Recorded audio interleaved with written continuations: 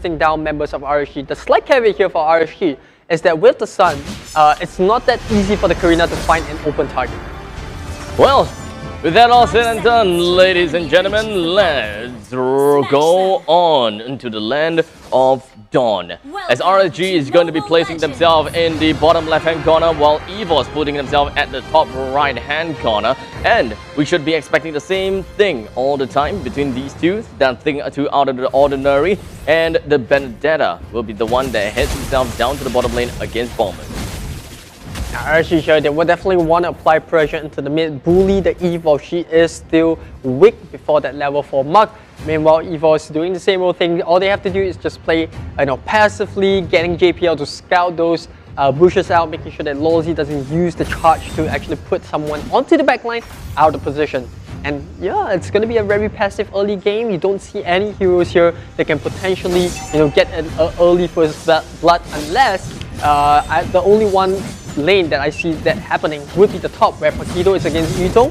Both heroes kind of decent against one another, but Paquito definitely a lot more burstier in the opening stages of this game. I would say that down in the bottom lane, Baby Cakes may have a little bit of problem dealing with Adamir, considering the fact that it is a Bowman after all. If he's trying to clear your creep waves, you can't just go in and try to harass him out of this world. If he proxies your lane, then you proxy his lane. It's more of a retaliation instead of you initiating first. So we can pretty much see how that will work out as Potato up north takes a kill down on the Jason. This is perfect coming up from EVOS. Rotation for the Karina. The fact that Sun really hasn't showed his map, presence yet, it's also a good thing. But look at that, LY4 already forced to be invaded by the side of EVOS, but they're looking to cut the wave at the top lane to push Jason further into a deficit. LY4 is holding his ground, ensuring that he will still be able to hold down to the control around the map, or rather inside of his own jungle, because that is literally the only few places that he can farm. In the early stages of the game, he doesn't really have a lot of opportunities to take up fights. He doesn't have very good stuns or damage. He can, after all, be a nuisance, and that's pretty much it. So RSG, they understand that there is really no point for them to try to rush for turtles or perhaps even challenge for it. So making full use of their control on the map, I really like it. Well, speaking of control of the map, it does seem like LY4 is pretty much losing control, as Sayla popped off the real world manipulation right down onto LY4, going straight down with Adamir, going straight in, little counter, bringing one down. But that is not over just yet, as Baby Cake, no HP, he runs away, 505 under the Turnip's nose, and here he almost managed to bring him down with the RSG. Yeah, JPL being very sneaky there, trying to go for the kill onto 505, but LY4 comes up in the nick of time, and it's going to cause the Kurufa to actually back off. But EVOS, the rotations look really good as of now. They noticed that members of RSG were missing. They had to make sure that Admiral was well protected. They came in, and guess who they found? LY4 taking their purple buff, and they're like, thank you very much, we'll pick you up, we'll also secure on our own purple buff, and we'll start to snowball from here. Well, it doesn't seem like this round is going in favor for RSG just yet, to be honest. But for now, EVOS, they are holding on to close to a 2,000 gold lead. And as you have said before, in this game for RSG, they are just looking forward to have LY4 bump up his damage and bump up his item build, while Baby Cakes and Jason holds on to the early stages of the game together with 505, and Lolzy being the main person to open up the map as well as, well, start up fights. And Lolzy is just, he is having a tough time trying to catch up to the members of EVOS. Right. But for one, I think they've done a good job at, limiting the Eve's impact other than the gang. Oh, but look at it, Implosion! Implosion lands on the 2. Sayla comes in from behind, does have the real world manipulation, but here he is going to be getting himself into the black. Oh, JBL! Also going to be looking at the lethal counter, just going to be dropping himself right down on RSG. The entirety of EVOS has managed to succumb on top of RSG and collapsing themselves right onto the first tier defense turret up in the top lane. And RSG literally have no answer despite a 2-man implosion made down by Lolzy. Yeah, the key member that RSG did not manage to catch was Sayla on the Eve. The Eve, despite having a lot of pressure in the mid lane, he still has the potential to actually turn the team fight. And this is where we see RSG looked like it was a good implosion, but the members they caught were not squishy. They caught JPL, which is the tank, Potatoes is a tank arena. They essentially don't have the burst damage needed, and here JPL just comes back, catches all three of them. EVOS is like, yup, we'll wrap the rest of the fight now. And now as they fight for the second turtle, once again the real world manipulation comes up. EVOS completely in the lead, and now LY4 set running for his life. He doesn't know where to run. The Bell Motorcycle Suit will pick him up, and Lawsy, oh no, without Lawsy they don't have a front line, and even Jason might just go down here. Sayla might just pay the price, but he's like, I'm fine, I'm a big boy, I'll just pick you up. RSG losing apparent steam, especially since EVOS is going to be a tough nut to crack. Personally, as someone who plays Benedetta as well as Paquito, well, it does seem to be a little bit tough when dealing with a Bowman. So Bowman doing a really good job, but I gotta have to give it over to Potato as well, that's playing as a Karina. You can see that he plays a really good point in this fight. His HP was pretty down low, but in the end, he still went back in and ensured that he will be able to cover up and kill Lawsy, even a double on the 505. Yeah, once again, Sayla completely untouched. As long as the Eve is not disrupted, look at that! Sayla is completely safe, and because of that, RSG, even if they pick JPL off, they can't seem to finish the fight. Now, without the real world manipulation, things looking a little bit more brighter for RSG, but here, still on the chase, still looking to bully the Benedetta out of the lane. Meanwhile, the rest of EVOS members in the mini skirmishes of their own, Potato dropping very low, but there is Adamir who's there to back him up. The game is now marched on to a, not exactly a stalemate, but the turret count is pretty much a stalemate. One turret down coming from the side of RSG and one turret down from EVOS, all at the southern side of the map. Yeah, Potato just managed to pick up his Thunderbelt, and you know that was a very key item for the Karina to actually come up online. And look at that, you know, RSG just struggling to even cut any waves. Well, unfortunately, LY4 had to use up his ultimate a little bit too early, but it doesn't seem like it is going to be the one thing that helps them initiate. Adamir is pretty much pesky, but once LY4 successfully gets his item up, I don't think that Adamir would be able to catch up with the damage per second that LY4 is able to push up. So EVOS is technically on a timer. They still gonna have to work out onto their engagement in the early games. They still have to hold it out for the mid stages of the game, as now is 7 minutes and 15. This is the point in time where most heroes here have gotten themselves at least 2 items. But down in the bottom lane, Adamir spinning away. Sayla totally unchecked. Or not! This time, Jason has finally found himself right behind of the lines and making sure that Sayla's real world manipulation is not going to do quite well. But Lawsy goes in for the implosion. They did manage to hold one person down, at least coming in from Adamir, but it doesn't really quite matter for him because Lawsy still goes down to the hands of Adamir with a total of a double kill. Adamir is a beast. This Belmont is absolutely unkillable. 1v4, not a problem for him. Because of the Festival of Blood, he's constantly keeping that HP up alive. He's got the Bloodlust X, and they have absolutely no answer there. Look at that! The eye for an eye from Baby Cakes was just perfect. And that is the kind of thing that we would want to see more from RSG. Yeah, EVOS a little bit too greedy there from JPL, I gotta admit, cutting between the tier 1 and tier 2, and I think he just underestimated the damage ability coming out from Jason. Is that what we really want to see coming from Southern RSG though?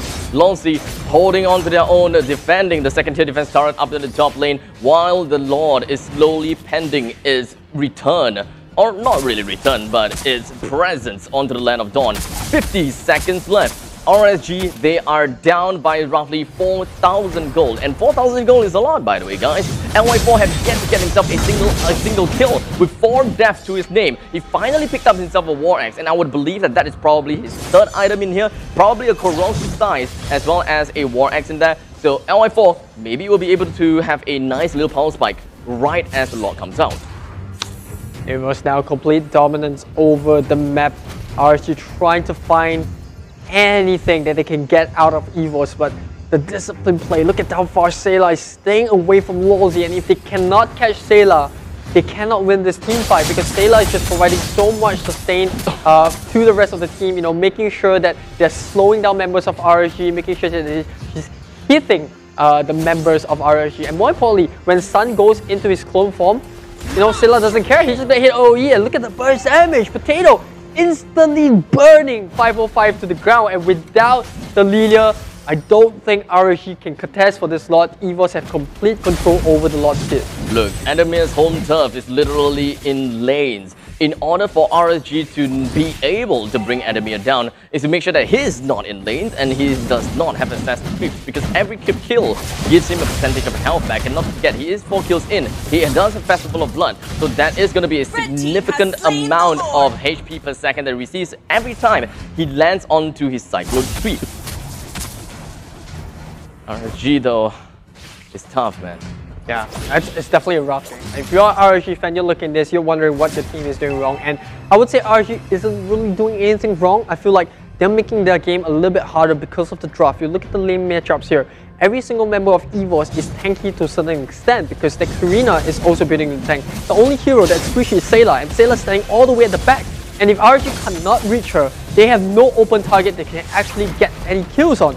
And this is proving to be a problem. Because of that, EVOS can just pick and choose who they want to kill, slowly stretch through and slowly regen. One thing that I'm also surprised is the fact that RSG mostly are melee heroes. So if they would want to go in for a fight, it is going to be very committal onto EVOS. And once they commit into it, they don't really have any skills to be able to catch up onto Sayla, and that's why most of the time, Sayla is always left unchecked because RSG, they initiate it. They don't have any mobility skills to catch up onto Sayla, and that is just one of the downtime from RSG. So they gotta have to be a little bit more persistent, they gotta have to be less trigger happy, and telegraph fights, ensure that they know where Sayla is at all times. Yeah, Sun trying his best, LY4 trying to split push as much as possible, but EVOS are not biting. They're making use of this slot to take the tier 2s at the top and the middle lane. And it looks like they eventually will have to back off here as Sun doesn't really have any more objectives to push. So EVOS will just go back and defend. But good point that you made, right? All the middle lane heroes, the Sava RG, just suffering because of the lack of entry point. They're counting a lot on Lozy to use the flicker and the implosion to catch out this Sayla. But if Sayla's just, being very consistently staying far away from the fight, then it's very tough because they don't have anyone that can jump on, they don't have anyone that can immediately burst. And look at that JPL. Even if it's the 4 members of RSG on top of it, he can just walk out scot-free. Completely unscathed. EVOS, they do have a lot of items onto their name. Potato has just picked up with an immortality, and that is going to enable him to be a lot more aggressive into his fights. As he moves down to the bottom lane down south, I'm pretty sure that he would want to be a lot more aggressive and just kind of be in your face onto the opponent's side. As JPL charges right down, Tyrant's Revenge, but he's going to land on the Lulzy. Sayla working down onto his real world manipulation, but a little bit too early if you ask me. Adamir joins right in, unfortunately being comboed out. Coming in for Jason, a lot of members coming from the side of EVOS as well as RSG. Most of them is just going down straight. Adamir is XP all the way down to a critical amount of health, so he would not be able to continue down with any more fights. While RSG though, 3 men destroyed, and LY4 was nowhere in the fight. Why? He's up in the top lane. Yeah, now they're going to send the belt one after him. He's going to be sticking on top of LY4, making sure that he doesn't go back. Meanwhile, bot lane, 3v1, Baby Cakes trying to desperately defend his tier 3, and eventually he will do the trick. I think JPL, there's no way out for him. Oh, maybe he might! The Tyrant's Revenge actually gets him out just in the nick of time. Baby Cakes with a little bit of a mispositioning allows the tank to get out, but LY4 now, he's cornered, and he will probably go down, but good Wukong stuff coming up. A JPL trying to get the study in the outside, but to catch him at the choke point. Do they have what it takes to get the kill?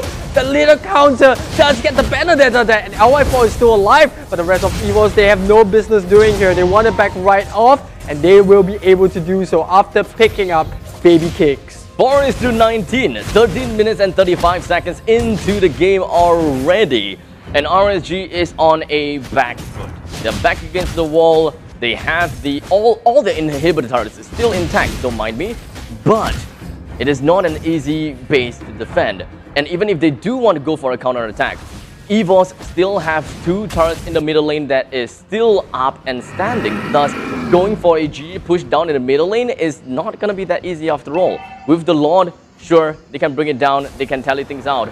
But contesting for this Lord is not going to be an easy job considering the fact that they are close to 5,000 gold deficit. Yeah, RSG now resorting to split pushing with the Sun to try to make space for the rest of the team while hoping that Jason as well as Baby Kicks can make the plays in the team fight, and as well as 505 to provide the burst damage. But EVOS, they are a tanky bunch. And like you said, melee heroes against, you know, the Sayla who's on the Eve, as long as she keeps herself in the safe position, she's not threatened at all. In the meantime, they also have Belmont, which is played by Ademir. He's super tanky at this point. He's well fed, 4, 0, and 6. He's got the Festival of Blood on steroids. And look at that, 505 forced to already pop out the black little shoes. And because of that, when the next team fight occurs, if 505 gets caught, that is going to be a bulk of RSG's burst damage down the drain.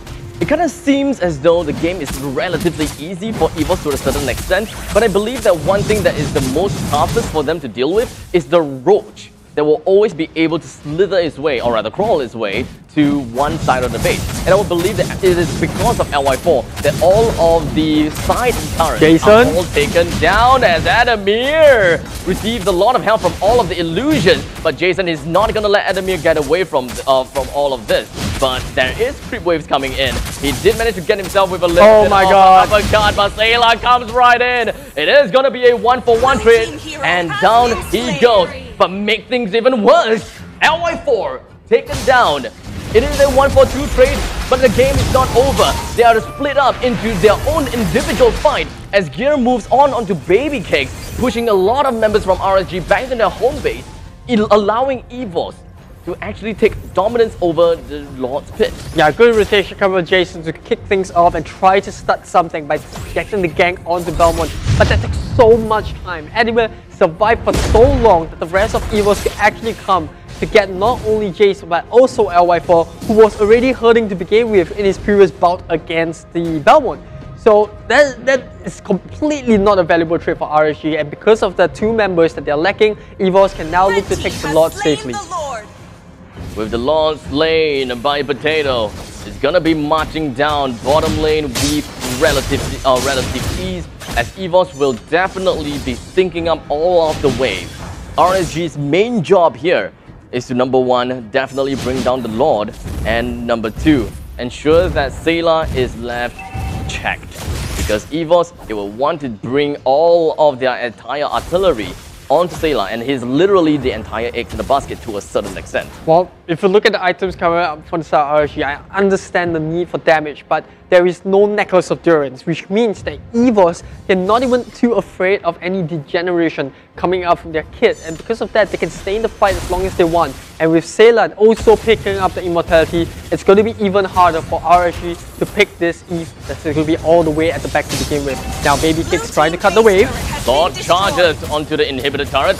Adamir's HP has dropped all the way to 50%. Not exactly a great start, if you ask me. If RSG forces the fight out, Ademir wouldn't be able to do much unless he managed to heal up from the middle lane creeps. And it does seem like it will be the case. As Gear pops himself up, the Black Dragon form, Ademir is still on the Cyclone sweep. But the whole point of Gear doing that is just to push everyone else out and to get a really nice zone. But in the meantime, looking at the main fight, Ademir with a low amount of HP, Baby Kick really wanted to get himself a kill. He did manage to, but unfortunately, he had to use that at the cost of his own immortality. In the end, Potato still brings him down as the top lane and middle lane inhibitor turret has suffered a colossal defeat at the cost of Ademir's life. Well, that was a little bit awkward, right? When you have an immortality against the Karina is like, okay, you're gonna respawn, but I'm just gonna kill you again, I guess? And that was definitely a little bit of a sad skills. Yeah, that was a little bit of a sad case for Baby Cakes there. You know, he knew he was dead, but I think it was definitely a good, valiant effort coming for RSG to try to get something out of the fight, and credit to Baby Kicks, he did manage to get Ademir. It is definitely crucial, I dare say.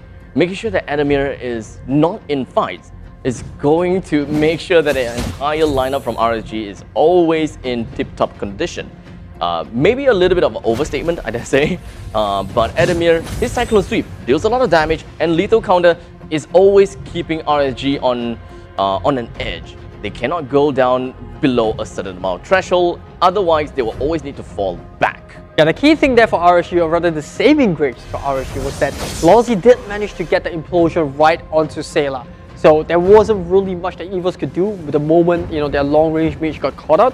But on the other hand, they couldn't exactly have the cleanest of fight because of Gear. Gear was constantly at the back, zoning away 2 members on the side of RSG who could not participate in the mid of the fight, which is, jumping right onto Sayla, and because of that, they could only set up for Adamir. So there is a lot of concerns here for RSG. I think if they can probably take a fight outside their base, it would seem slightly better, because then they won't get choked up into a point where all this AoE damage coming from EVOS can then look to just end the fight in one more combo. And as it is for now, EVOS working their way back onto the suffocation spree that they want to work to. I gotta have to say though, EVOS is doing really well in holding down their first tier defense turret in the middle lane. With 25 seconds left onto the clock, onto the Lord, while LY4 is all the way down to the bottom. He should be safe and sound back with his creep though, as we do have Jason as well as 505. They're right around the vicinity. I would say that LY4 maybe is a small little bait wiggling its food in front of something or someone. EVOS is not taking the bait though.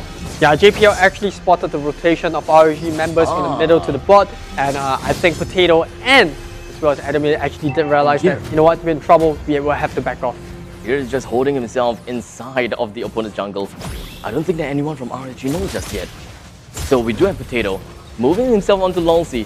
505 real close to hitting onto Beer, and there it is. Their eyes meet and pushes at 505 all the way back with only half HP left, forcing a reset. It would have been a great start for EVOS to get a fight with someone, but it does seem like it is going to be the other way around. And LY4 moves himself onto Adamir, drops his HP down to half HP in just mere matter of seconds. So honestly, let's not count LY4 out just yet. He is still in the game. Yeah, one cannot ignore the damage output coming from the Sun. He's absolutely full build now. He can still hurt the Belmont if the Belmont doesn't have any creeps to regen form with his passive. So Adamir still has to be a bit cautious about how he wants to approach fighting up against LY4 in a 1v1 fashion.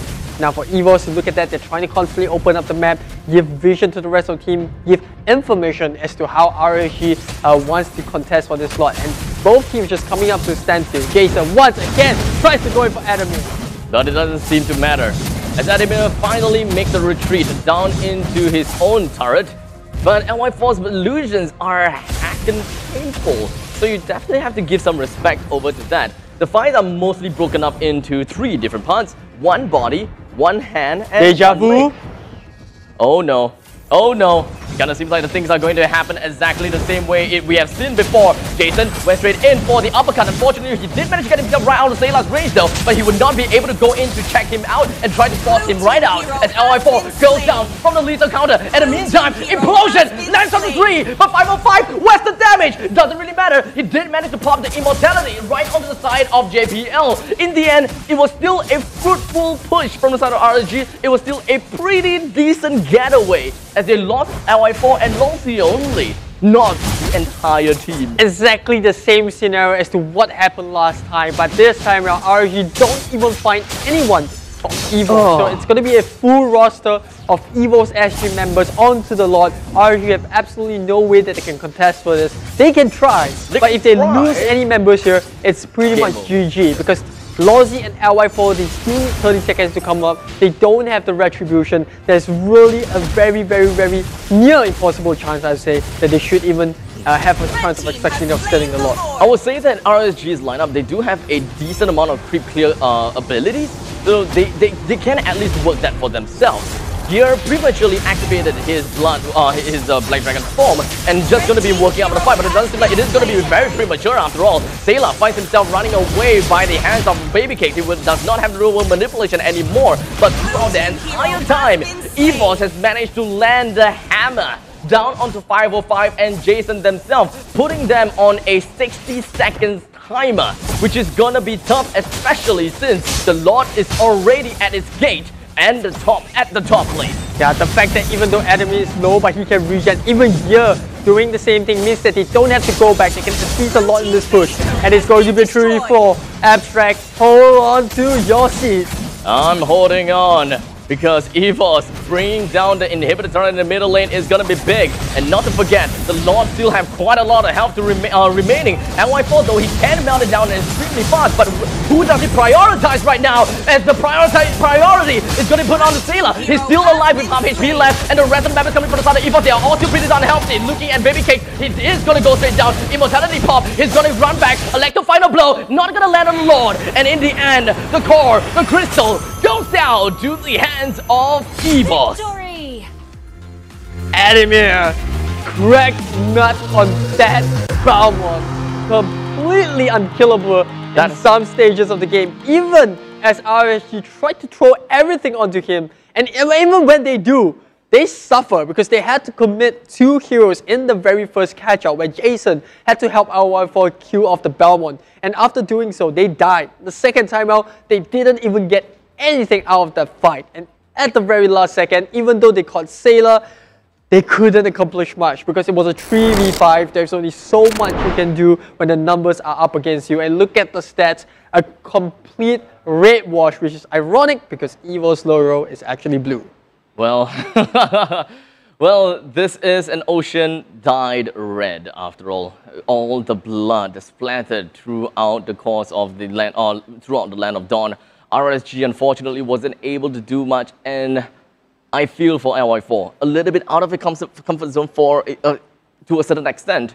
He got 0 kills and 6 deaths to his name, and Longsi, the one that usually plays so aggressively, has been forced to play defensively as a Tigreal. He don't really have a lot of heroes that can help him with the invasion in the early stages of the game because that's not something that Lilia will be able to do that well. And not to forget, LY4 is playing as a Sun, so he don't have that magical power from absolutely nowhere. He needs to stay and farm. So the Tigreal is only there for one good implosion. Anything else afterwards is just history. Yeah, and even with the immortality, you really see what the Karina can do to you. No matter how much, how many members on your team that has the immortality, Karina can always just clean you up after you come back. You know, the amount of HP you get when you respawn from the immortality is not good enough to survive the combo coming up for the Karina.